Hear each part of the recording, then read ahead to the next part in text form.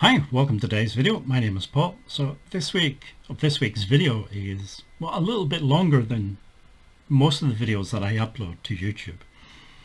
I say a little bit longer, it's actually probably about twice as long as most of the videos that I do. In this video, I'm going to be doing two different paintings. And again, the paintings themselves, it's something to watch in the background.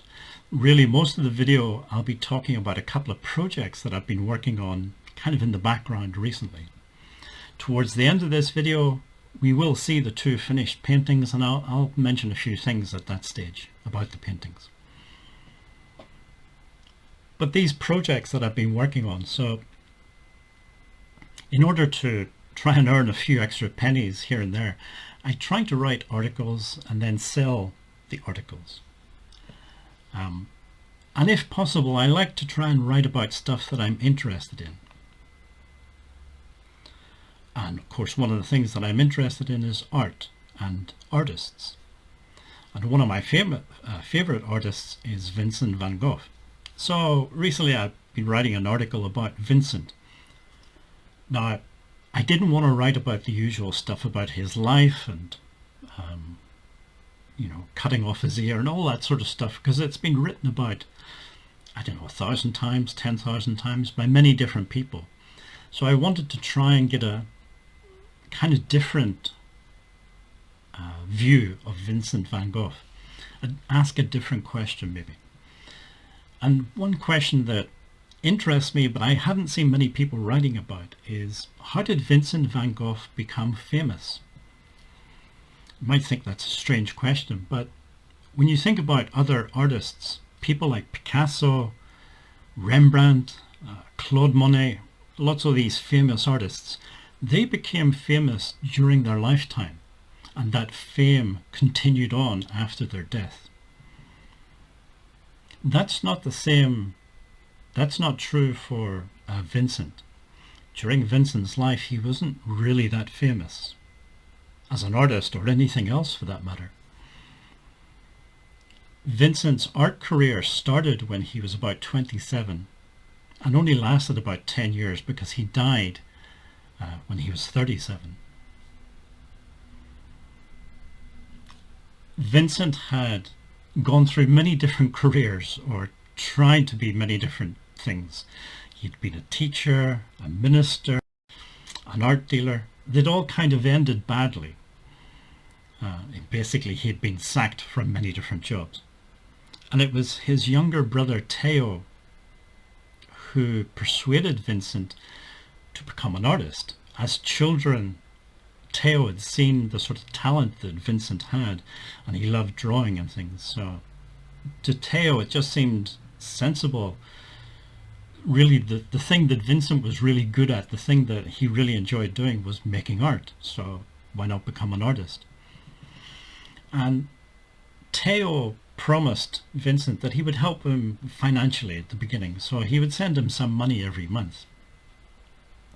Not a huge amount of money, but enough to pay the rent, buy some food and some art supplies, and then Vincent could just focus entirely on painting and making art. Now, Theo was an art dealer in Paris, so part of this arrangement was that Vincent would send some finished paintings up to Theo in Paris every few months or so. And then Theo would try to sell some of these paintings. And if he could sell some of them, he could take some of that money back for himself, just to sort of pay back some of the money that they'd given to Vincent. That was the arrangement that they sort of arrived at. Now, as it turns out, Theo, although he was an art dealer and had contacts with lots of art collectors, he really struggled to sell Vincent's art. I think Vincent van Gogh's art at that time was sort of ahead of its time. It was like the early days of Impressionism. Nobody was really interested in it. Nobody wanted to buy it. So Theo really struggled to sell any of Vincent's artwork. It really wasn't until a few months before Vincent died that he finally sold one of his paintings. I think it was called The Red Vineyard.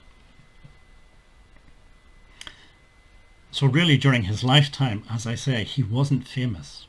But yet after his death, he became one of the most famous artists in the world. So the article I was writing was trying to focus on that and how that happened. And it all came down really to a woman called Joanna. A couple of years before Vincent died, his brother Theo had gotten married to this woman, Joanna Bonger.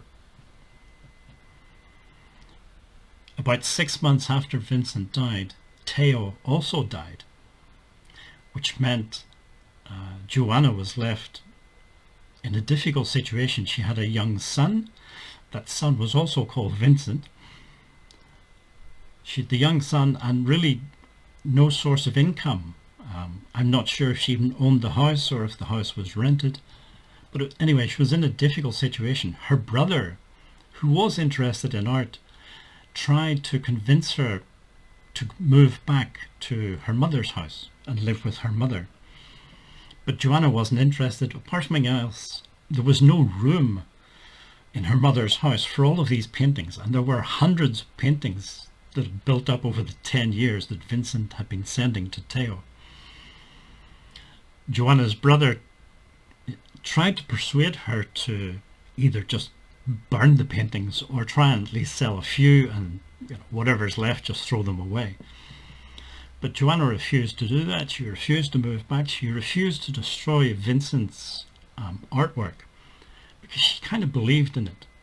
So what she did was she started cataloguing all of the artwork, and she also started lending it out to different museums and things, and she was able to sell a few of the paintings, put on some exhibitions, and slowly she started to build up this story around Vincent van Gogh. In addition to the paintings, there was also hundreds and hundreds of letters that had gone between Vincent and Theo. So she was able to publish the letters, and again this helped publicize Vincent's artwork. If Joanna hadn't done these things, the chances are that we would not know who Vincent van Gogh is. He would have died in obscurity. His artwork would have been lost probably. You think, how many artists have there been over time that we never know about? So anyway, that was the first project. The second project is I decided this year to make a calendar. I have, I don't know, hundreds of paintings. Most of them have been scanned, so I have digital files of these paintings, and I was wondering if there's something I can do with them. So I decided I would make a calendar. And there's lots of online printing places now these days where you can upload files and get things printed. So that's what I did. The calendar, each page is 1 month, and each page has 2 images. Some of the images are watercolor paintings, some of them are charcoal, and 1 or 2 of them I think soft pastel as well. And I decided, I ordered a copy of the calendar for myself, but rather than just doing that, I thought, why not make it available to other people as well? So I opened up an Etsy store, and after some difficulties, technical difficulties, I managed to link up the printer and the Etsy store. So now if people want to, they can buy this calendar. I am happy, although the camera doesn't pick it up very well, I am happy with the printing quality of the images. I think they're actually quite good. And especially, for example, this one, you have the pastel painting on the left and the watercolor on the right, and you can really see the difference in the sort of the texture of the pastel and the watercolor. So I was happy with the printing quality.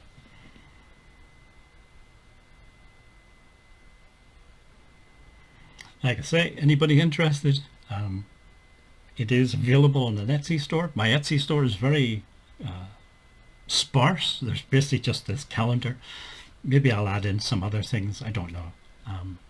But if anybody's interested, anybody wants a calendar for next year, this is one possibility. Okay, well that's enough of trying to sell you things. If we get back to these two paintings, so as I say, both watercolor, and I wanted to try and capture this autumnal feeling. So the color palette has expanded slightly. I'm still trying to keep a sort of limited palette, but the usual palette I use, the blue and yellow, the very simple color palette, it works well for spring and summer, but I feel it doesn't work as well for the rest of the year. So for autumn, I wanted to add in a bit of orange, maybe a little bit of red, and some purple as well. So that's basically the main difference between these two paintings and other paintings, watercolor paintings that I do.